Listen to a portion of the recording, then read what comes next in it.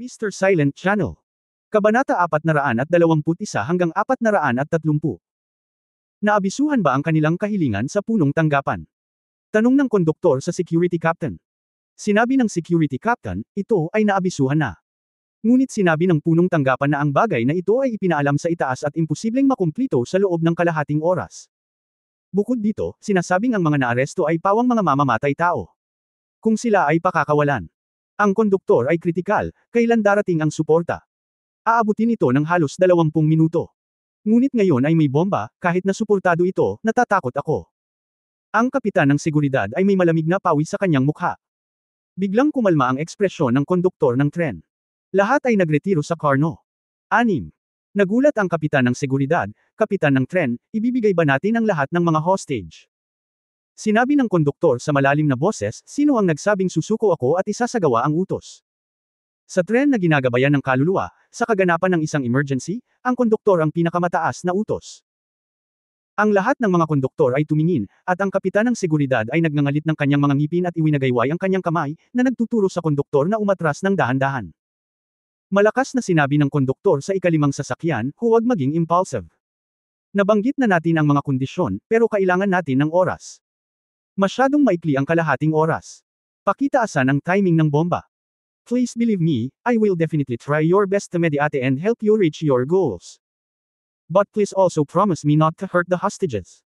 Ang lahat ng mga konduktor at mga tauhan ng seguridad ay lumikas sa ika-6 na kotse. Paano ko malalaman na hindi mo sinasadyang iantala ang oras? Muling lumabas ang paos na boses sa loob. Prangkahan ang sinabi ng konduktor ng tren, lahat kayo ay may mga bomba, kahit na mayroon tayong armored support, imposibleng salakayin ang mga karwahe. Tutal, ito ay isang malaking kaganapan na kinasasangkutan ng daan-daang buhay. Katatapos ko lang humingi ng mga tagubilin sa punong tanggapan, at sinabi ng punong tanggapan, oo. Ay pangako ang iyong mga tuntunin. Ngunit ang usaping ito ay may kinalaman sa federal na panig at nangangailangan ng mas mataas na antas ng pag-aproba sa akin, mangyaring ang buong proseso ay tumatagal ng halos 1 oras. Naniniwala ako na maaari kang magpasabog ng mga bomba anumang oras, hindi ako natatakot na magsinungaling. Nag-alinlangan ang gangster sa loob, at pagkaraan ng ilang sandali, ang paos na boses ay muling tumunog, okay.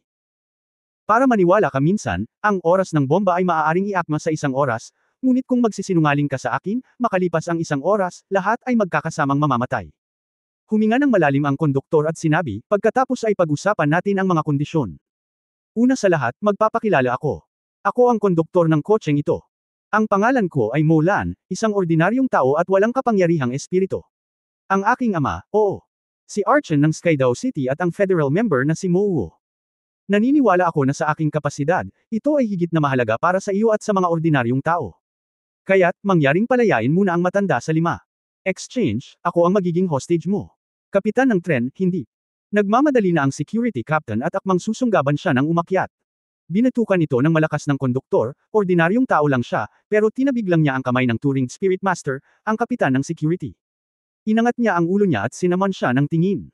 Sa harap ng kanyang malakas na aura, ang kapitan ng seguridad ay hindi naglakas loob na tumingin sa kanya. Pagkatapos ng ilang sandali ng katahimikan, ang gangster sa loob ay nagsabi, hindi kami maaaring sumang-ayon sa iyong mga tuntunin. Hindi ko makumpirma ang iyong pagkakakilanlan. Huminga ng malalim si Ink Blue, gumawa ng isang marahas na hakbang, lumitaw sa pintuan ng no. 5 na kotse, ganap na inilantad ang kanyang sarili sa hanay ng pag-atake ng sandata ng kalaban. Maaari mong gamitin ang aking imahe upang maghanap sa soul. Com. Kasama ang mga pangalan ko at ng aking ama, naniniwala akong hindi mahirap kumpirmahin ang pagkakakilanlan. Habang nagsasalita, tumingin siya sa karwahe. Lahat ng pasahero sa karwahe ay puro sa likod. Mula sa kanya, ang cluster bomb lang ang nakikita niya sa bubong ng sasakyan. Hindi mo talaga makikita ang gangster. Sa sim, may soul-guided ray gun na nakatutok sa gilid na ito, na nagpapakita kung gaano katuso ang gangster. Marahil ay naimpluwensyahan ito ng kanyang pagiging mahinahon. Maya-maya, narinig ng gangster ang isang boses, okay, we have confirmed your identity. I can release the elderly, women and children. Pero ayaw mong makipaglaro sa amin. Maglaro tayo. A game of credibility, 10 hostages muna ang pinakawalan ko, at pagkatapos ay lumapit ka. I-release ko ang ibang matatanda, babae, at bata. Kung hindi mo tutuperin ang pangako mo, pagkatapos ko munang palayain ang mga tao, pagkatapos kong palayain muna ang mga tao. Mabuti. Hindi nagatubili si Mo Lan, at agad na pumayag. Mabilis na kumilos ang gangster. 10 matanda, bata, at babae ang mabilis na naglakad papunta doon. Umiiyak sila. Nang malagpasan ng lahat si Molan, gusto nilang bigyan siya ng malalim na paggalang. Walang ekspresyon pa rin si Molan, ngunit inilagay niya ang kanyang mga kamay sa likod niya at sinenyasan ng kapitan ng seguridad. Matapos kunin ng security captain ang mga hostage, agad itong nagsagawa ng full body inspection sa mga ito upang maiwasang mabomba. Naipakita na ang aming sinseridad, ikaw na. Isang paos na boses ang narinig. Inabot ni Molan ang kanyang mga braso, kinuha ang kanyang soul-guided ray gun at ibinato ito sa security captain na nasa likod niya. Itinaas niya ang kanyang mga kamay, senyales na wala siyang dalang armas, at saka pumasok sa ikalimang sasakyan. Hindi siya mabilis na lumakad, ngunit siya ay napaka-steady. Hindi nagtagal, pumunta siya sa harap ng mga tao. Isang soul-guided ray gun ang nakaunat at idiniin ito sa kanyang noo. Mahinahong sinabi ni Molan, ngayon ay maaari mo nang palayain ang iba pang matatanda at bata at babae. Well, you deserve to be the congressman's daughter. Ang lakas ng loob niya. Miss Molan, I admire you. Let go. Mayroong higit sa 400 katao sa unang 5 karwahe, kung saan higit sa 1/3 ng mga matatanda, kababaihan at mga bata. Hindi nagtagal, mahigit 100 tao ang pinakawalan. Ipasok ang ika-6 na sasakyan doon. Isang gangster na nakasuot ng itim na damit ang nagtago sa likod ni Molan, at naglagay ng soul-guided ray gun sa kanyang likod. Nang makita ang mga bata at matanda at ang mga babae na pawang pumasok sa ika-6 na kotse, ang madilim na asul na mukha ay sa wakas ay nagpakita ng isang ngiti. Ang boses ng gangster ay, ipinakita namin ang aming sinseridad, at ngayon ay hinihintay namin ang iyong sinseridad. Mayroon ka pang 40 minuto. Ngumiti si Molan. Magsasalita pa sana siya nang biglang may tumunog na medyo immature na boses mula sa ika-6 na sasakyan. Ate, ate. Pagkatapos, isang figure ang bumangga mula sa ika-6 na kotse. Sa sandaling lumitaw siya, 3 soul-guided ray gun ang nakatutok kaagad sa kanya. Ngunit nang ma-realize ng mga gangster na ito ay isang teenager, hindi agad sila bumaril. Wulan, ikaw, bakit ka nandito? Ang tinta na asul na bulaklak ay namutla, at napasigaw. Hindi ba? Ang taong biglang tumakbo ay si Tang Wulan. Nadapa siya, may kaunting patak ng luha sa mukha, at nalilito ang mukha niya. Sa ilang hakbang, tumakbo siya papunta kay Molan at niyakap ang baywang nito, ate, huwag mo akong iwan. Sabi nila may masasamang tao. Hindi mo dapat saktan ang kapatid ko. Mukha siyang mabangis at parang bata. Sa mga gangster na yan. Hoy, anak ba ito ng congressman? Paanong hindi kanya kamukha? Illegitimate child ba siya? Sabi ng paos na boses na medyo nanunukso. Biglang tumawa ang ilang gangster. Pinsan, huwag kang magsalita ng kalokohan. Sabi ni Molan sa malakas na boses, at sabay na ibinigay kay Tang Wulan ang nagtatanong na tingin. Mukhang malungkot pa rin si Tang Wulan, ate, huwag mo akong iwan. Sasamahan kita kahit anong mangyari. Ang batang ito. Tumingin si Molan sa security captain sa di kalayuan. Sa oras na ito, huli na ang lahat, at tumanggaw siya ng mariin sa direksyon ng kapitan ng seguridad. Puno ng kalungkutan ang mga mata ng security captain, bigla siyang lumabas at pumasok sa ika-5 compartment, magiging hostage din ako. Pagkatapos ay kumaway siya pabalik ng malakas. Sanayin ang kapitan, kapitan. Dumating ang boses ng mga konduktor. Nang mapagtanto ng mga gangster na may problema, ang kabilang panig, simula sa ika-6 na kotse, ay mabilis na nadiskonekta. Asshole! Isang gangster ang nagmamadaling lumabas, itinaas ang kanyang soul-guided ray gun para ilunsad sa security captain. Tumigil ka! Sumigaw si Molan, at matapang na sinabi, ano ang kakilakilabot sa iyo, nasa iyong mga kamay pa rin ako, at napakaraming bihag sa iyong mga kamay. Ang pagdiskonekta sa karwahe ang kailangan nating gawin, subukang iwasan ito. May posibleng pagkawala. Dapat mo ring maunawaan ito. Okay, calm down. Ang pinuno ng gangster ay mahinang nagsabi, tama si Miss Molan, marami pa tayong magagandang bagay sa ating mga kamay. Hindi ba't ang pamahalaang federal ay palaging nagpapanggap na demokratiko? Gusto kong makita, para sa mga taong ito, nag-aatubili silang paalisan sila. Dalhin ang kapatid ni Miss Molan sa likod. Miss Molan, maaari mong ipagpatuloy ang pakikipag-ugnayan sa iyong punong tanggapan, sa loob ng 5 minuto. Sa loob ng 5 minuto, kailangan mong ipagpatuloy ang pakikipag-ugnayan sa iyong punong tanggapan, sa loob ng 5 minuto. Oras, kung magkagayon ang lahat ay aakyat sa langit ng magkakasama. Oh. Si Tang Wulan ay kinaladkad ng isang gangster at naglakad patungo sa ika-4 na karwahe.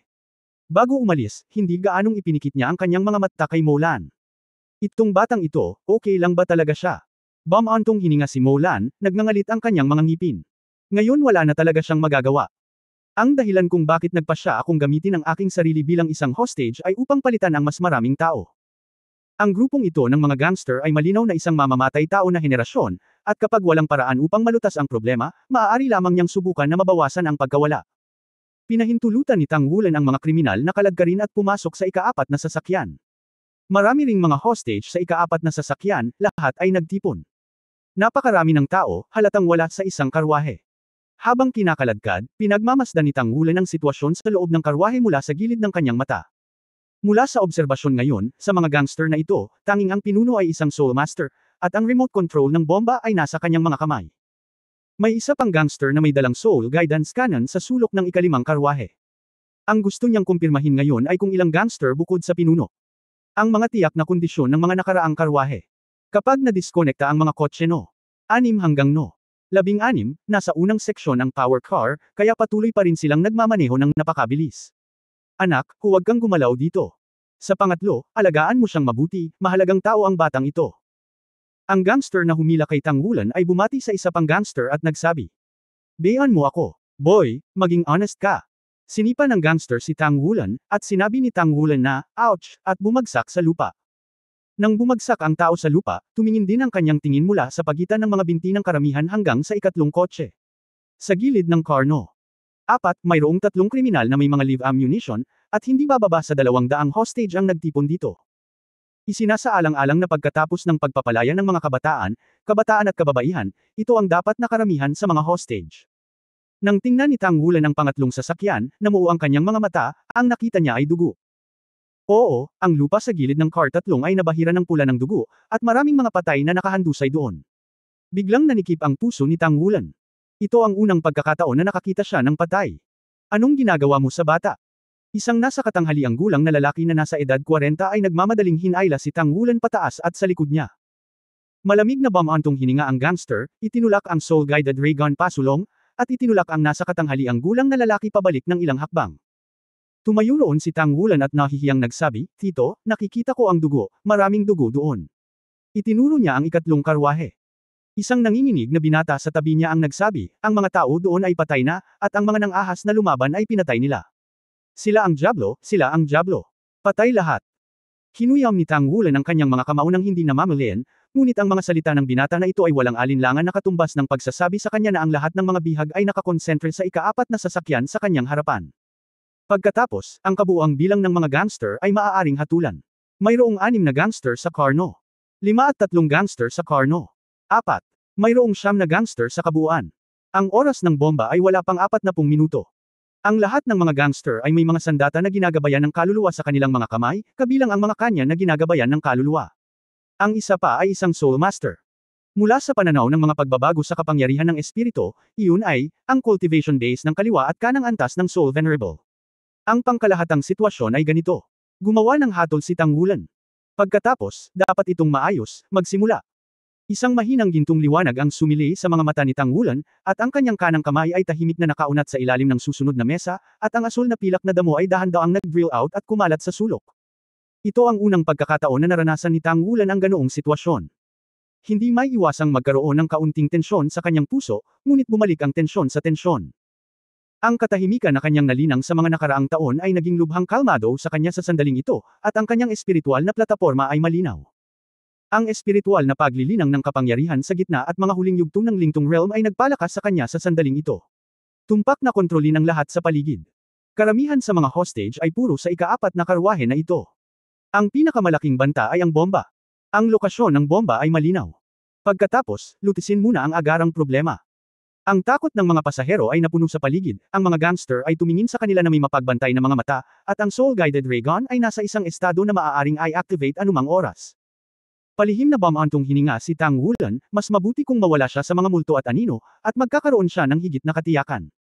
Mula nang pumasok siya sa Shrek Academy sa loob ng mahigit kalahating taon, masigasig siyang naglilinang.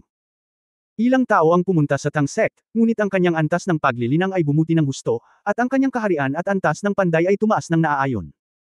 Sa ilalim ng Tang Sect ay dapat na muling suriin, sa ilalim ng bonus, at pagkatapos ay kumpletuhin ang ilang mga gawain, ito ay dapat na posible kapalit ng mga ghost fan. Pagbalik ko para sa final exam, ito muna ang gagawin ko. Isang mahinang liwanag ang bumangon mula sa sinadyang pagsupil ni Tang Wulan, at ang lilang liwanag ay kumislap. Biglang lumiwanag ang ilaw dito na agad na nakakuha ng atensyon ng mga kriminal. Halos sabay na tumingin kay Tang Wulan ang 3 gangster. Pero huli na. 3 kristal na malinaw na asul na pilak na damo na may maputlang gininto ang liwanag ang biglang lumabas sa ilalim ng kanilang mga paa. Puncture agad. Ang tatlong gangster na ito ay mga ordinaryong tao lamang, hindi man mga Soul Master. Bagamat mayroon silang mga soul-guided ray gun sa kanilang mga kamay, ang kanilang mga katawan ay marupok pa rin gaya ng mga ordinaryong tao. Tatlong matutulis na asul na pilak na damo ang tumagos sa kanilang katawan sa isang iglap, ngunit ni hindi sila makasigaw. Ang asul na pilak ay tumusok at tumigas sa kanilang mga hiyawan, pinipiga ang kanilang mga hiyawan sa kanilang mga lalamunan. Ang biglaang pagbabago ay nagdulot ng pagkataranta sa mga pasahero, at ang pagsigaw ay hindi maiiwasan. Hindi sa hindi isinasaalang-alang ni Tang Wulan ang sitwasyong ito, ngunit wala siyang panahon para paalalahanan ang lahat noon. Kasabay ng pag-activate ng Blue at Silver Spike, si Tang Wulan ay tumalon na, ang gininto ang ilaw sa kanyang kanang kamay ay kumikislap, at ang mga Golden Dragon Claws ay nakauslip.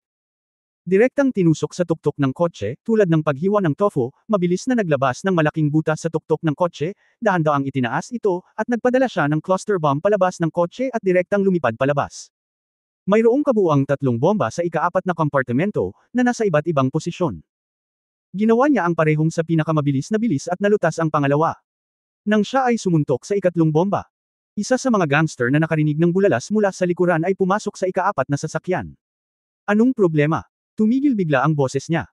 Saktong bumalot sa kanyang leeg ang isang asul na pilak na damo, humigpit kaagad, at diretsyong inayos siya doon, walang imik. Nalutas ni Tang Wulan ang ikatlong cluster bomb, at nasa harap siya ng gangster sa isang iglap. Gamit ang kanyang kaliwang kamay ng bahagya, ang gangster ay nahulog sa mahina sa kanyang kapangyarihan. Mabilis na nalutas ng 4 na gangster ang 3. Pumasok si Tang Wulan sa junction ng No. 4 at No.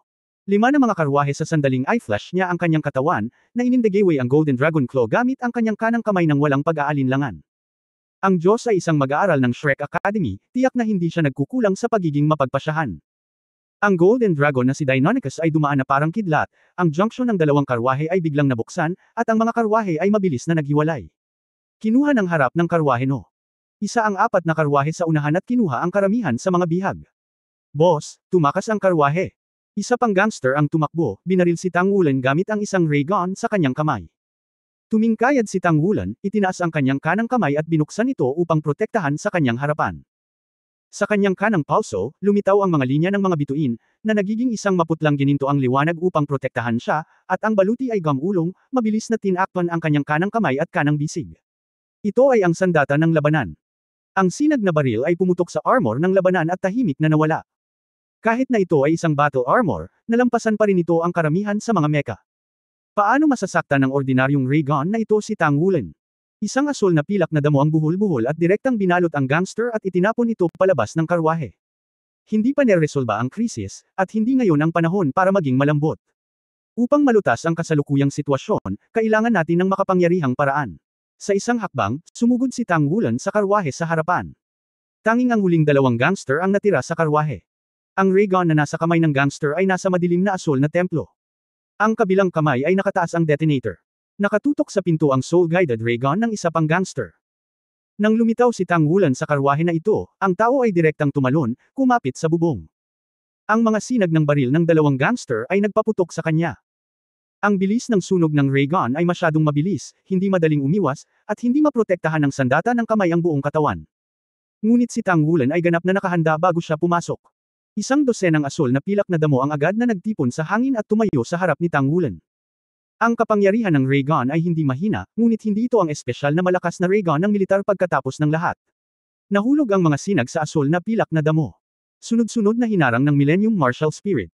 Bakit makapangyarihan ang Soul Master mula sa Shrek Academy? Bilang karagdagan sa kanyang sariling kalidad at kalidad ng espiritu, ang pinakamahalagang bagay ay kontrol. Ang kakayahang kontrolin at gamitin ang Wan. Nagagawang magbigay ng buong laro sa kapangyarihan ni Wan.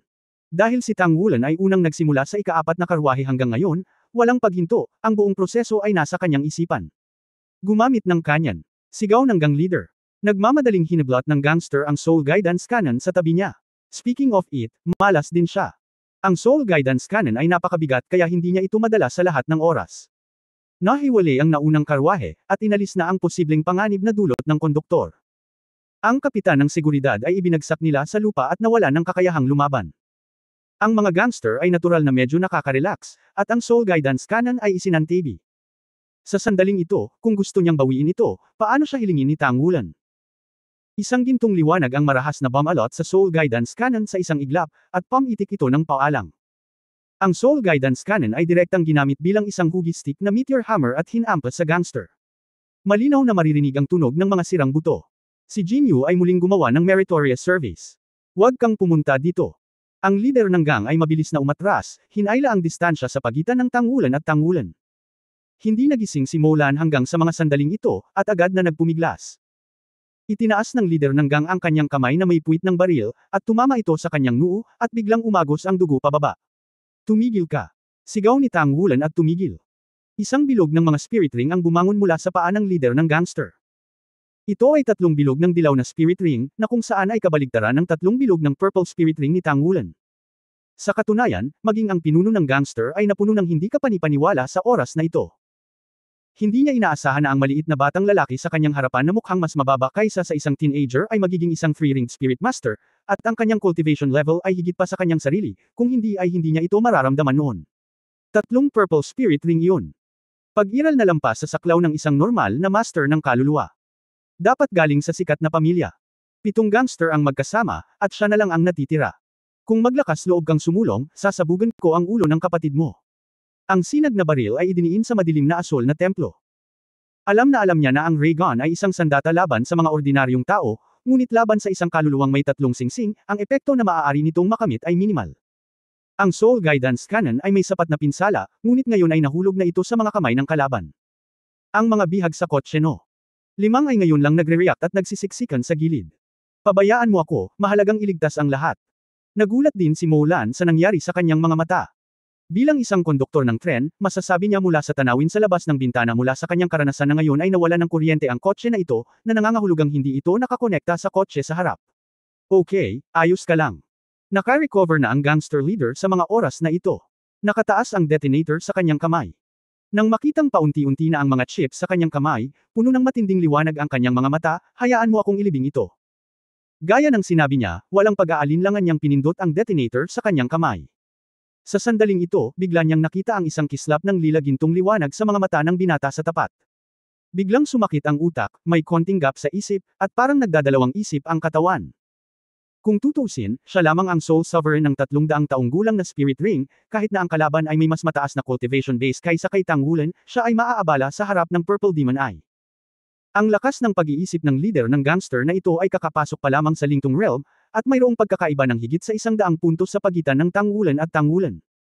Ang epekto sa pag-iisip ng Purple Magic Pupil na ito ay agad na naging sanhi ng kanyang pagkalugmok sa kawalan ng ulirat. Nang pipindutin na sana ni Molan ang detonator, desperadong itinaas niya ang kanyang kamay para abutin ito. Sa oras na ito, biglang hamina ang pagpigil ng gangster sa kanya, at inagaw niya ang detonator. Kasabay nito, dumating si Tangulan na parang kanyan. Gotcha. Walang pag-aalinlangan na pinisil ni Golden Dragon Claw ang leeg ng leader ng gang. Sa bloodline ng Golden Dragon King, ang kanyang Blue-Silver Grass Martial Spirit, at ang One-Word Battle Armor Hand Armor, ang kasalukuyang komprehensibong lakas ni Tangulan at ang 4-Ringed Spirit Master ay kayang pantayan ito, hindi pa banggitin na kahit na ang gangster leader ay isang Spirit Master, hindi niya sinasadya na gamitin si Juan para harapin ang kaaway. Walang sino man ang hindi natatakot sa kamatayan. Kapag pinindot niya ang detonator, puno rin ng tensyon at kabaliwan ang puso niya.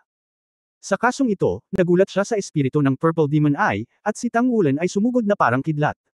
Namatay ang lokong gangster gaya ng kanyang inaasahan, ngunit hindi siya inilibing. Mag-ingat ka.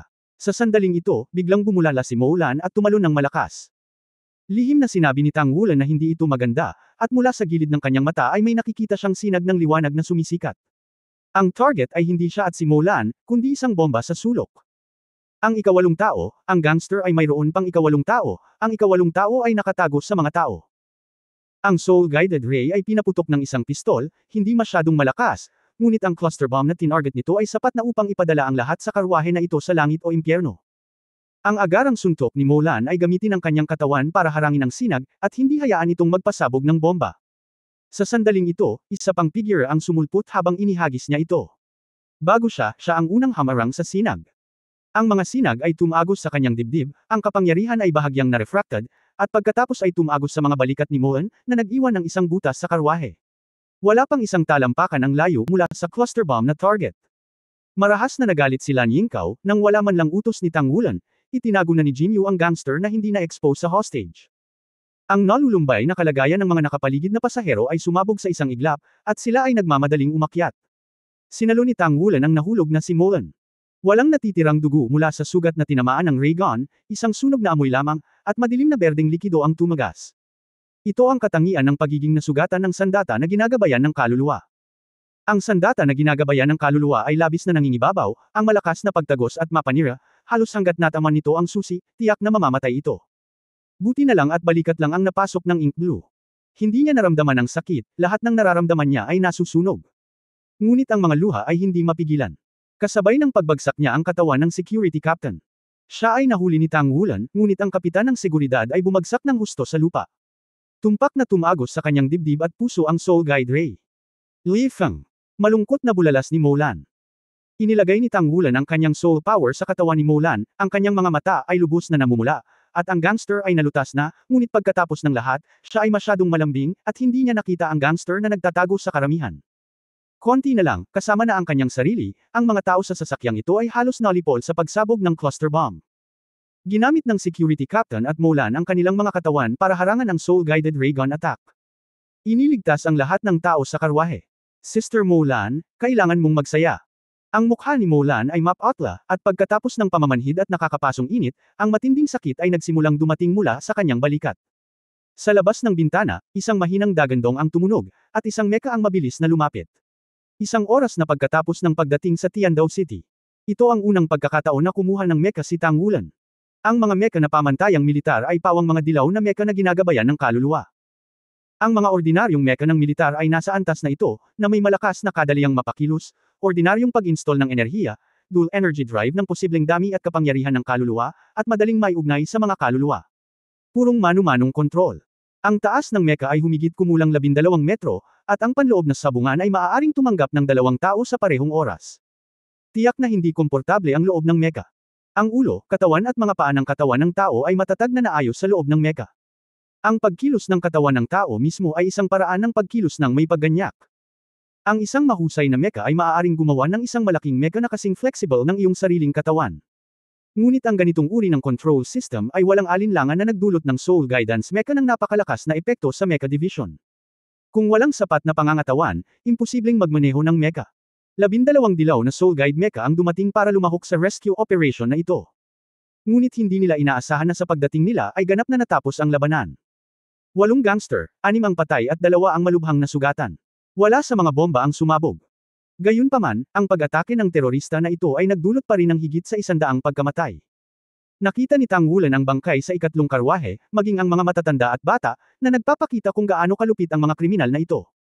Bayanihang namatay ang kapitan ng seguridad, at malubhang nasugatan ang konduktor ng tren na si Molan. Ngunit ginamit nila ang kanilang walang takot na espiritu upang mabigla ang buong mataas na antas ng Tiandao City. Tungkol sa solusyon sa labanang ito, si Tang Wulan ay naging isang maliit na bayani sa mga pasahero. Tahimik na nadulas si Tang Wulan mula sa lounge ng Seoul Guidance Train Station. Nabalitaan kasi niya sa mga staff na dapat pagsilbihan siya ng mga top executive at tumanggap ng mga parangal pagkatapos maayos na ayusin ang mga nasawi. Tumakas si Tang Wulan, kailangan niyang tumakas, hindi kayang bayaran ng time delay. Kailangan niyang kunin ang final exam. Sino ang nakakaalam kung gaano karaming oras ang mawawala para sa karapat-dapat na serbisyo? Sa katunayan, kahit na ang lahat ng mga gangster ay nalutas, hindi siya nasasabik dahil sa pagkamatay ng kapitan ng seguridad at sa matinding pinsala ni Molan. Ang ilan ay masakit lang. Alam niya sa unang pagkakataon na may napakakasalanang grupo ng mga tao sa kontinente ng Daoluo. Ginagawa nilang basura ang buhay ng tao, nakakakilabot talaga ang mga teroristang ito. Kaya naman, kapag siya ay tahimik na umalis sa istasyon, ang kanyang puso ay palaging mabigat. Gayunpaman, hindi nagtagal ay natuklasan niya na, taliwas sa bigat ng kanyang puso, siya ay magaan at kamakaway sa kanyang bulsa. 20,000 federal na barya, ito ay ibinigay sa kanya ni Molan. Iyon lang, sinabi ni Molan kanina na hindi niya nakuha ang tiket para sa kanya. Agad na ginamo si Molan, at lahat ng iba ay nadulas, kaya hindi na siya nakabalik. At saka, pagkatapos ng isang malaking kaganapan, paano ko pa mahahanap si Molan para makahanap ng magandang kalaban para sa kanya? Hindi talaga kasing ganda ng langit. Bumantong hininga si Tang Wulan, medyo walang magawa. Paano ito gagawin? Gumawa ng agarang desisyon. Nang may pag-igting ang mga ngipin, direktang sumakay ng taxi si Tang Wulan at dumiretso sa Tiandao City Forge Association. Kung magsisave ka ng 20,000 federal coins, walang magiging problema ang papasok na round-trip fee. Para sa mga normal na tao, lahat ng gastos ay sapat. Ngunit si Tang Wulan ay abnormal sa ilang lugar. 20,000 federal na barya ang ginastos sa kanya, na maaaring hindi pa sapat para sa pagkain. Hindi, nagugutom ako ngayon. Kumain ako ng kaunting boxed lunch ngayon at hindi pa ako nakakakain. Pagkatapos ng isa pang maigting na labanan, ang kanyang tiyan ay umuungol. Lizzie, kung makakasama siya sa isang grupo, ang galing. Hindi maiwasan ni Tang Wulan na isipin si Shu Lizzie. Sa kanyang malaking tinapay, hindi siya magugutom. Ang light steamed bonds ni Shu Lizzie at bloodthirsty bean curd bonds ay maaaring magpaganda ng Spirit Master attributes, ngunit gusto lang ni Tang Wulan ang kanyang recovery big bonds. Ang malaking meat bond na ito ay maaaring magpanumbalik ng pisikal na lakas, sigla, at kapunuan. Para kay Tang Wulan, hindi ito maaaring maging mas mahusay. Pumunta sa Forge Association para kumita, syempre, basta may sapat na pagkain muna. Sa pagkakataong ito ay kumita ako ng malaki, at lahat ng gastusin para sa pag-ikot sa paglalakbay ay inilabas. Pagkatapos ay hilingin sa isang tao mula sa Forge Association na maghanap ng angkop na kalaban para sa kanyang sarili, at umalis pagkatapos ng laban. Ito ang pinakamagandang paraan na may isip ni Tang Wulan na kumuha ng pagsusulit. Napakataas ng kahusayan ng Soul Guidance Taxi, at ang Heaven Dao City ay hindi kasing abnormal ng Shrek City. Hindi nagtagal, nakita niya ang badge ng Blacksmith Association. Nagbayad siya ng maraming pera para sa kotse, bumaba sa kotse, naghanap ng malapit na restaurant, at sumakay. Kumain, kainin siya buong gabi at dilim. Bago pumasok, nag-isip si Tang Wulan ng masama. Pag-alis niya, tila nawalan ng laman ang maliit na restaurant. Sa kanyang likuran, mahinang narinig, napakaawa ng batang ito, muling ipinanganak ang gutom na multo. Matagal nang nakasanayan ito ni Tang Wulan, at hinawakan ang kanyang tiyan na hindi umuumbok, puno ng kasiyahan ang kanyang mukha. Kahit na ito ay hindi isang nangungunang pampalusog na sangkap, ito ay isang disenteng pagkain pa rin. Bumaba ang hangin. Busog na ako sa wakas. Kapag busog na siya, magiging energetic siya, at parang mas kumikinang ang mga mata niya. Itinaas niya ang kanyang ulo at sinulyapan ang Tiandao Soul Mentor Association na nasa harapan niya, pumasok. Istasyon ng tren ng gabay sa espiritu ng lungsod ng Tiandao. Ano? Walang tao. Isang matangkad at maayos na bihis na lalaki ang nakatayo doon na mukhang galit. Anong ginawa niyo? Hindi ka makatingin kahit kanino. Masasabing ups and downs ang mood ni Mou ngayon. Bilang isang senior sa Skydao City at isa sa mga miyembro ng buong alliance, masasabing isa siyang hypo-red person. Nang matanggap niya ang balita, nabalitaan niyang ang Soul Guidance Tree na namamahala sa kanyang anak na babae ay na-hijack ng mga gangster, at nagdilim ang kanyang mga mata at halos mahimatay siya. Siya ay naging abala sa buong buhay niya, tulad ng isang anak na babae, na itinuturing na isang hiyas sa palad. May mga insidente ng pag-atake ng mga terorista sa mga tren noon, at kalaunan ay nawasak at napatay ang sasakyan, na nagdulot ng malaking pagkalugi. Dahil dito, minsang nakipag-usap siya sa kanyang anak na pigilan siya sa propesyon na ito, ngunit tinanggihan siya ni Moulan ng nakangiti. Pero hindi ko akalain na ganito kaga ang mangyayari sa anak ko. Patuloy na dumarating ang mga balita, lahat ng masamang balita, lalo na si Moulan ay nagdiskonekta ng tren at nanatili sa karwahe kung saan naroon ang gangster. May mga cluster bomb at soul-guided artillery. Dumating ang masamang balita. Ayon sa pagsusuri ng militar, napakaliit ng pagkakataong mailigtas si Moulan. Kahit na magpadala ng isang malakas na Soul Master at isang makapangyarihang mecha, mahirap iligtas ang mga tao mula sa nakakulong na espasyong iyon. Posible lamang ito maliban kung ito ay isang espiritong master na may espesyal na kakayahan, ngunit sa loob lamang ng isang oras, saan natin maipapadala ang gayong espiritong Panginoon? Habang si Mouwo ay nabalisa, biglang dumating ang balita mula sa harapan na ang krisis ay nalutas na at si Moulan ay malubhang nasugatan, ngunit sa wakas ay nailigtas siya at karamihan sa mga bihag ay nailigtas. Nang marinig ni Mouwo na ang nagligtas sa kanyang anak na babae ay naging isang teenager na bata, hindi siya makapaniwala, ngunit hindi nagtagal ay nakatanggap siya ng balita na ang bata ay nagmula sa Shrek Academy. Sumugod siya sa unang pagkakataon, gustong pasalamatan ang iba para sa kanyang negel iligtas buhay na biyaya, ngunit wala siyang laman, tumakas na si Tang Wulan. Nang pagalit niyang ibinababa ang kanyang mga kamay upang maghanap, isang estranghero ang lumitaw sa kanyang harapan. Ikaw ba? Hindi mabigla si Mouwo nang biglang may tao sa silid, at pinalakas niya ang seguridad ng husto. Malamig ang mukha ng binata at may gwapong mukha, may kakaibang ugali. Wala na si Tang Wulan. Naantig ang puso ni Mouwo, Shrek Academy. Ako ang kanyang mentor. Mahinang sabi ni Wu Changkong. Nakahinga ng maluwag si Mouwo, hindi nakakapagtaka na ang mga guro ng Shrek Academy ay malakas lahat, hindi nakakagulat na makapasok sila. Hinahanap ko rin siya, dito siya inayos kanina, tapos nawala yung mga tao. Kumunat ang noo ni Wu Changkong. Siya mismo ang partikular na responsable sa pagsunod kay Tang Wulan. Kahit sa kanyang mga mata, ang paglaki ng alagad na ito ay masasabing isang himala. Mula sa huling nabuwag na espiritong master hanggang sa kasalukuyan bilang isang klase sa panlabas na patio ni Shrek, ang pinuno ng squad na inaasahan ng lahat ay hindi lamang masipag. Ang karunungan, talento, pagsusumikap, at tiyaga ay lahat ay kailangang-kailangan. Masasabing si Tang Wulan ang kanyang pinagmamalaki na disipulo, kaya personal niyang sinundan si Tang Wulan sa pagkakataong ito, handang makita kung paano niya malulutas ang problema. Sumakay si Tang Wulan sa Soul Guidance Train ng napakabilis. Sumakay si Wu Changkong sa isa sa mga tren pagkatapos ng pagkakamali, ngunit sa kalagitnaan ng paglalakbay, ang kanyang tren ay naapektuhan ng sirang tren sa harapan at naharang. Dahil naharang ang balita, hindi na niya narinig ang nangyari noon hanggang sa bumalik siya sa gilid na ito. Nagtanong siya ng maraming paraan upang mahanap ang lugar na ito, ngunit wala siyang laman. Kung ganoon ay aalis na ako. Tumango si Wu Changkong kay Mo Wu, tumalikod at naglakad palabas. Nakahakbang lang siya, biglang huminto, at itinaas ang kamay para hawakan si Mo Wu sa bilis ng kidlat. Anong ginagawa mo? Sabi ni Mo Wu sa galit na boses, ngunit hindi siya mismo ang Soul Master, kaya paano niya maiiwasan ang huli ni Wu Changkong? Isang malakas na puwersa ang dumating, at nagbago na siya ng posisyon. Lumabas ka. Kumislap ang mga mata ni Wu Changkong, at tumingin siya sa sulok ng silid. Karapat-dapat kang maging mula sa Shrek Academy. Isang mahina at paos na boses ang tumunog, at isang figure ay dahan-daang lumitaw sa anino ng sulok.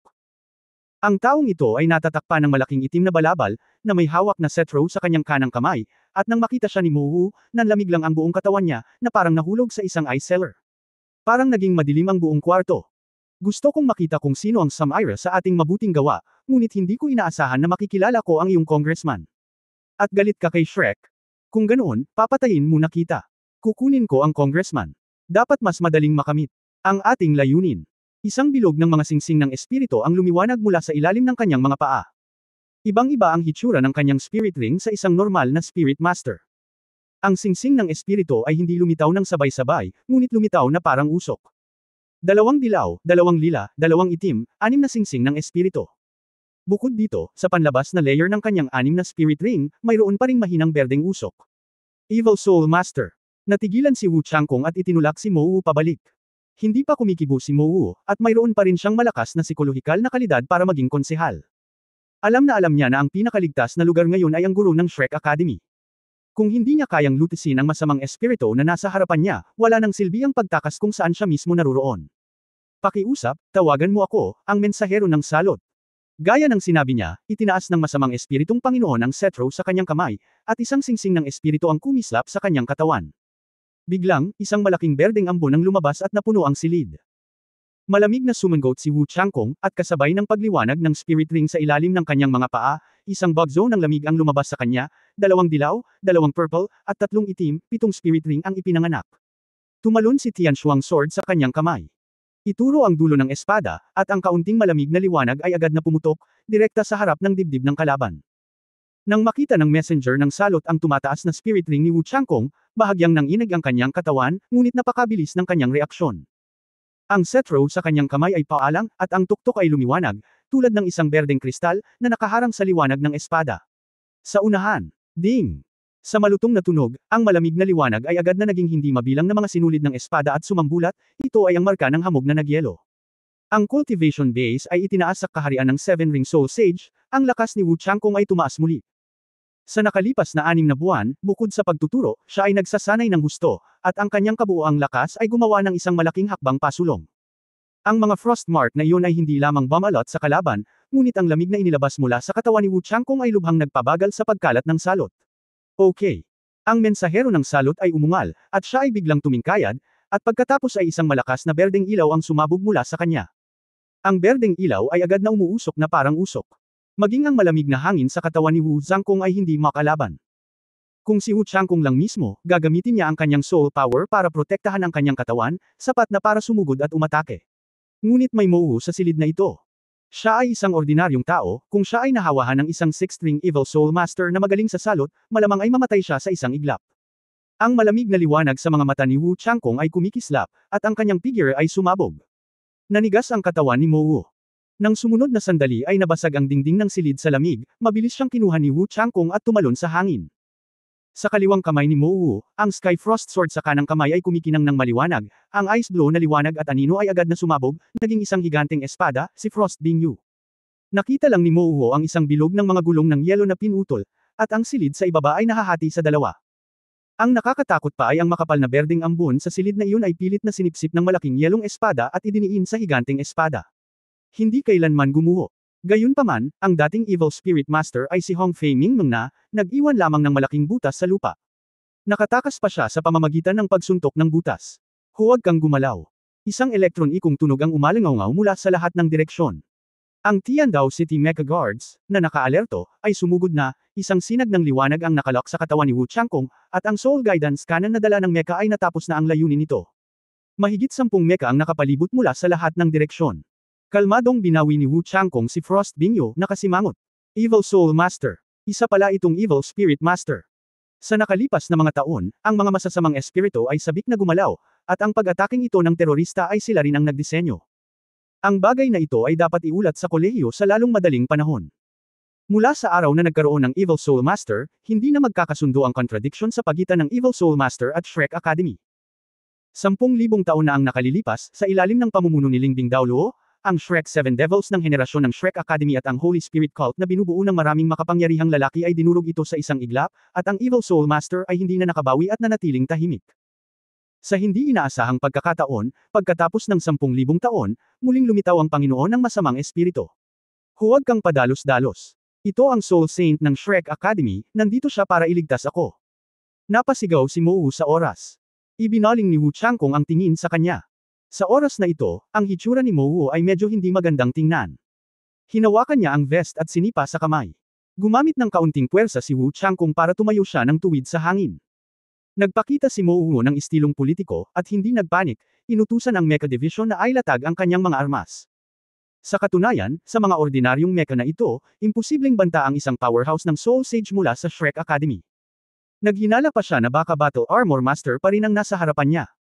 Kung ganoon ang kaso, kahit 10 beses na mas maraming mecha ay ibibigay ng walang bayad. Hindi mo ba kayang gawin ang gawain ng walang propesyonal na badge? Tanong muli ni Tangwulan. Bata, huwag kang manggugulo, makakaapekto ito sa mga tao sa likod. Ang staff member ng Tiandao Blacksmith Association ay naiinip na.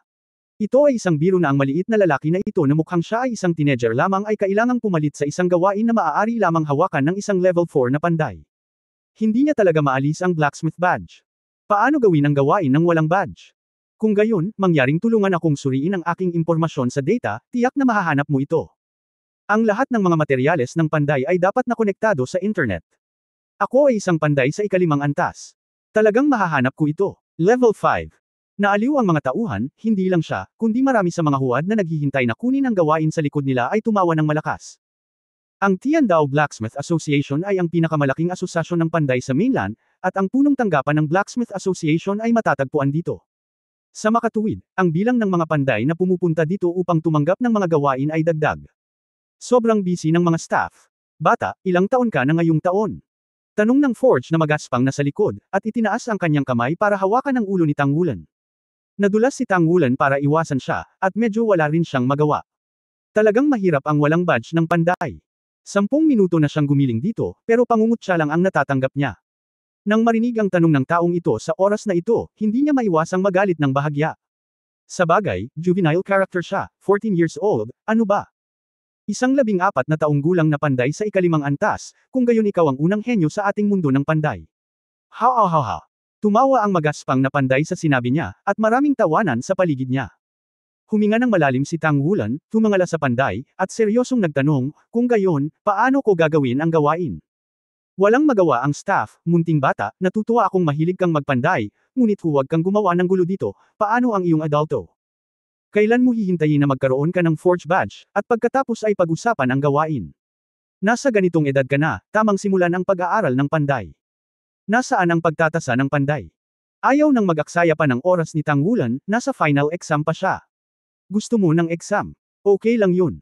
Pero maraming tao ngayon. Pwede kang pumunta sa Blacksmith Level Certification sa second floor para magparehistro at pumila. Dang.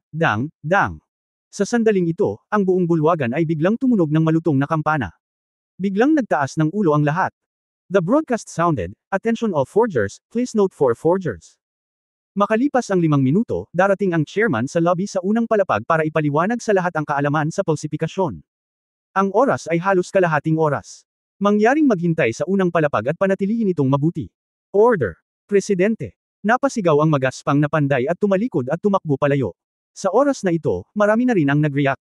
Kung sila man ay gumagawa ng gawain o ang mga tao sa pila, lahat sila ay tumalikod at tumakbo. Ang gawain ay nasa ikatlong palapag, at walang alinlangan silang lahat ay tumatakbo sa unang palapag. Kahit na ang miyembro ng kawani ay walang pagbubukod. Nagmadali si Tang Wulan para maabyutan, "Uncle, ano ang ibig sabihin ng president na magbigay ng lecture? Madalas ba itong mangyari?" Ang kawani ay tumakbo at nagsabi, "Ang presidente ay magbibigay ng mga lektura dito paminsan-minsan. Tanging ang Tiandao City Forge Association ang may ganoong pagtrato. Maraming mga pekeng tao ang bumabalik sa asosasyon araw-araw at naghihintay sa pagkakataong ito. Makinig sa Pangulo. Ang isang klase ay mas mahusay kaysa sa mahirap na pagsasanay. Napakakapangyarihan ng branch president ng Tiandao. Si Tang Wulan ay bahagyang hindi naaprubahan, ang branch president ay halos kapareho ng kanyang dalawang gurong nagpapanday. Ang sabi ng staff member, "Silly boy, hindi ka ba mahilig mag-forging? Ito ay isang magandang pagkakataon para sa iyo. Ang presidente ay hindi ang branch president. Ito ang presidente ng aming buong forging division, at ang tanging master craftsman sa buong kontinente. Siya. Ang matanda ay sobrang abala, at paminsan-minsan ay naglalaan ng oras para mag-lecture, sasabihin mong hindi mahalaga si Precious. Ang iyong anak ay sumunod ka sa akin, huwag kang magaling makinig." Artisan. Nang marinig ang dalawang salitang ito, naramdaman lamang ni Tang Wulan ang kanyang utak na, at ang buong tao ay agad na pumasok sa isang estado ng pananabik. Oo. Ang swerteng ito ay laban lang sa langit. Hindi niya inaasahan na napilitan siyang bumaba hanggang ngayon para kumita ng pera mula sa Dow Forging Masters Association, ngunit nakilala niya ang master craftsman para magbigay ng lecture. "Wala akong pakialam sa oras ng pagsubok ngayon. Natatakot ako na walang ganoong magagandang pagkakataon sa buhay ko." Pagdating nila sa lobby sa unang palapag, siksikan na ang unang palapag. Ang mga kawani ay umikot sa isang lugar sa gitna ng lobby, mga 20 metro ang lapad, at isang forging platform ang inilagay doon. Sa oras na ito, gumagalaw ang mga ulo at maingay ang boses. Nang dumating ang staff dito kasama si Tang Wulan, maaari lamang silang nasa outer circle. Kahit na si Tang Wulan ay itinuturing na matangkad sa kanyang mga kapantay, ang mga panday sa pangkalahatan ay may malakas na pangangatawan. Anuman ang iba pang mga bagay, hinati niya ang kanyang mga kamay, iniyuko ang kanyang ulo, at sumisid sa loob. "Bata, mag-ingat ka. Huwag mag-ipit, mag-ingat ka." Nang tawagin ulit siya ng staff ay naliligaw na siya. Napakalakas ni Tang Wulan. Kahit na hindi siya malakas, ang kanyang lakas ay sapat na kamangha-mangha. Sa lakas ng kanyang mga braso, at sa tulong ng ilang makapangyarihang paraan ng pagkontrol sa crane at paghuli sa dragon, hindi nagtagal ay nakapasok siya sa inner circle. Sa lakas, pumisil na lang siya ng isang posisyon. Nagliwanag ang mga mata, at ang pinakaloob ay naabot na, at ang forging platform ay hindi malayo sa harapan. Karamihan sa mga pamemeki sa tabi nila ay nasa estado ng kagalakan, at walang nakapansin ng may isang maliit na lalaki na sumingit sa loob. Sa loob ng 5 minuto, naghiwa-hiwalay ang mga tao sa isang gilid ng bulwagan, at isang tao ang pumasok sa loob ng bilog sa ilalim ng bantay ng isang grupo ng mga tauhan. Nang makita ang lalaking ito, biglang naghiyawan ang lahat ng panday. "Presidente, Presidente!" Isang sigaw ang tumunog, at ang masigasig na kapaligiran ay agad na naging sanhi ng pagtaas ng temperatura sa buong Blacksmiths Association. Matamang tumingin si Tang Wulan at nakitang ito ay isang nasa katanghaliang gulang na lalaki na may itim na buhok at itim na mga mata. Napakagwapo niya. Mukha siyang nasa 30s, ngunit ang kanyang mga mata ay puno ng pabago-bago at kalaliman, na hindi maaaring mayroon siya sa edad na ito. Ang kanyang mga templo ay ganap na puti, sa matinding kaibahan sa itim na buhok sa kanyang ulo. Ang pinakakapansin-pansin na bagay ay ang kanyang mga kamay, na isang pares ng mga palad na hindi bababa sa 50% na mas malaki kaysa sa ordinaryong mga kamay, ngunit ang mga kamay na ito ay walang mga kilalang joints. Ang mga ito ay mapuputi at balingkinitan, tulad ng isang pares ng kamay ng mga babae na ilang beses ng pinalaki. Maging ang balat sa palad ay malakristal, parang jade. Ang Divine Craftsman, ito ang Divine Craftsman, at ang pinakamalakas sa buong Blacksmith Association, isang may titulong Daoluo level existence. Siyempre, sa mga tuntunin ng pagiging epektibo ng labanan, ang Fenghuyu ay hindi isinasaalang-alang. Ang Shrek Academy Blacksmith Association ay hindi kailanman nasa ilalim ng kontrol ng Mainland Blacksmith Association. Zhenhua, ang Master Craftsman na si Zhenhua.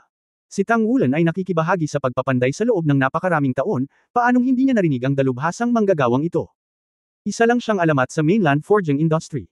Siya mismo ay hindi kasing bata ng kanyang hitsura, dapat ay nasa 45 taong gulang na siya. Siya ay naging isang dalubhasang manggagawa sa edad na 37, 8 taon na ngayon. Ito ang pinakamagandang oras para sa panday. Sumikat ang binatilyo, ngunit hindi siya mayabang at sinubukan ang kanyang makakaya na pamahalaan. Nagsimula siya sa presidente ng Blacksmiths Association sa isang maliit na lungsod, umakyat sa tuktok, at kalaunan ay naging pangkalahatang presidente ng Blacksmiths Association. Siya rin ang nag-iisang master craftsman sa mainland. Bago siya lumitaw, upang makagawa ng isang 4-character battle armor, Kailangan ito ang magkasanib na pagsisikap ng mga pinamagatang Saint Craftsman level forgers, at sa buong tulong ng title daw Luo, hindi nalaman kung gaano karaming pagsisikap ang kailangan para halos hindi ito makumplito. Ngunit ang ganoong uri ng 4-character battle armor ay hindi tunay na pag-iral, ito ay masasabi lamang na kalahating hakbang na 4 na karakter. 8 taon lamang ang nakalipas nang sa wakas ay natapos niya ang Tianhuan at naging isang dalubhasang manggagawa. Sa nakalipas na 8 taon, ang 4-character battle armor na ginawa mula sa kanyang mga kamay ay nagsimula pa lamang na maipasa sa mundo. Masasabing mayroon siyang pivotal position sa buong kontinente. Mayroon din itong hindi mabilang na mga aura. Nang makita siya, si Tang Wulan ay puno rin ng pananabik. Kung may matututunan ka sa kanya, napakagandang bagay. Kumusta sa lahat? Itinaas ni Zhenhua ang kanyang mga kamay at binati ang mga pekeng naruroon. Hello, Presidente. Nakakabinging hiyawan ang kumalat sa buong venue. Ibinaba ni Zhenhua ang 2 kamay, at biglang tumahimik ang dating magulo na bulwagan, na parang pinindot ang pause button. Prestige, ito ay prestihiyo. Ngumiti si Zhenhua at sinabing, limitado ang oras, magsimula tayo ngayon. Medyo naging abala ako nitong mga araw na ito. Matagal na akong hindi pumupunta para makipag-usap sa iyo. Ngayon sasabihin ko sa iyo ang ilan sa aking mga karanasan. Pagkatapos kong bumalik, lahat ay maaari mong subukan ito mismo.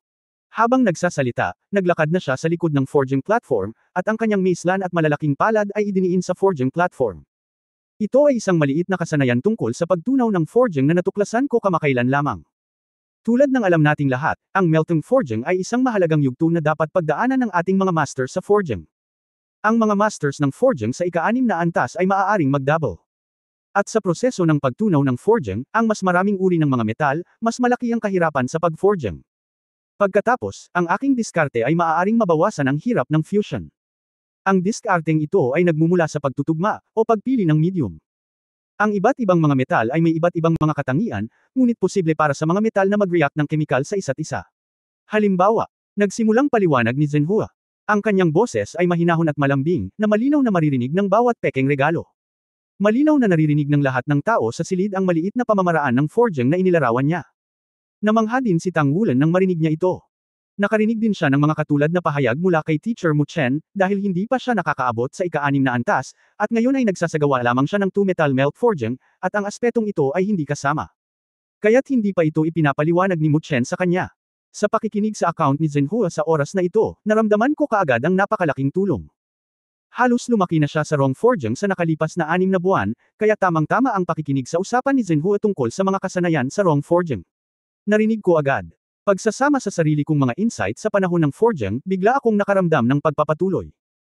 Pagkatapos ng naturang pagsasanib, ang kapangyarihan ng forging ay lubos na mapapabuti, at maaari din itong mag-save ng ating forge ng enerhiya upang mapanatili ang higpit sa pagitan ng mga metal sa panahon ng proseso ng pagtunaw at pag-forging.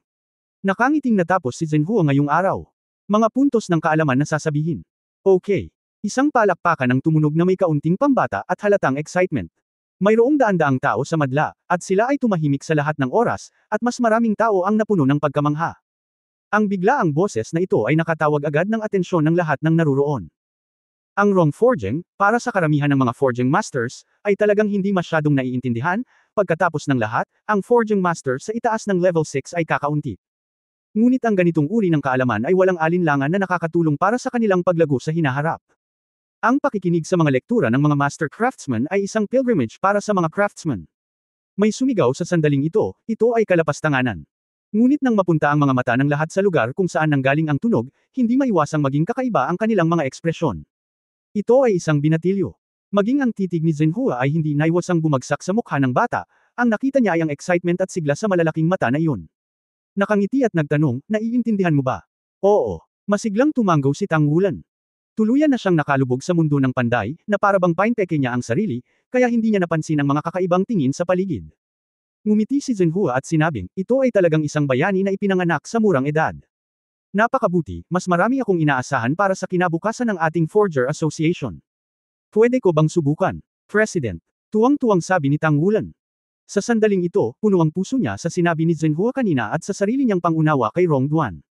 Ang estado na ito ay talagang mahirap scratch. Talagang nagulat si Zhenhua sa pagkakataong ito, subukan mo. Susubukan mo ba ang pagtunaw at pagpapanday? Maraming bulungan sa orihinal na tahimik na paligid. Ang staff na dumating kasama si Tang Wulan sa likod ay nagkatikip na sa kanyang noo. Masyadong matapang ang batang ito. Totoo na ang bagong panganak na guya ay hindi natatakot sa mga tigre. Masiglang tumango si Tang Wulan, pagkatapos ay itinaas ang isolation belt sa kanyang harapan, at pumasok ng mag-isa, President, pwede ba? Ngumiti si Zhenhua, kung sa tingin mo kaya mo, kaya mo.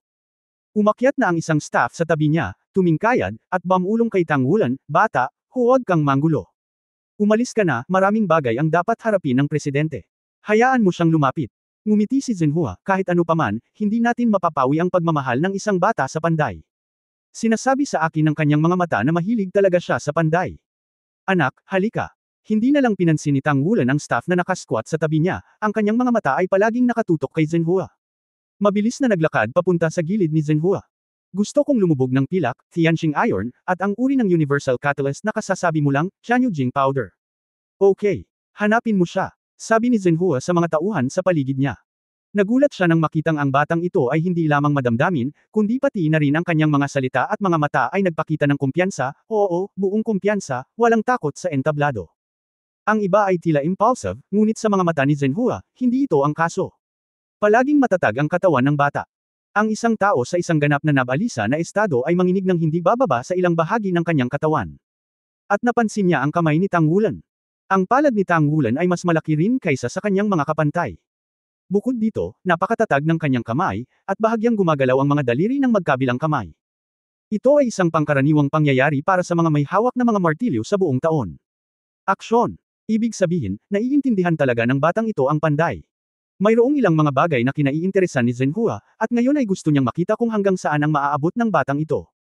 Ang pinakakailangan na bagay para sa Blacksmiths Association ay lahat ng uri ng mga bihirang metal. Hindi nagtagal, lahat ng gusto ni Tang Wulan ay naipadala na.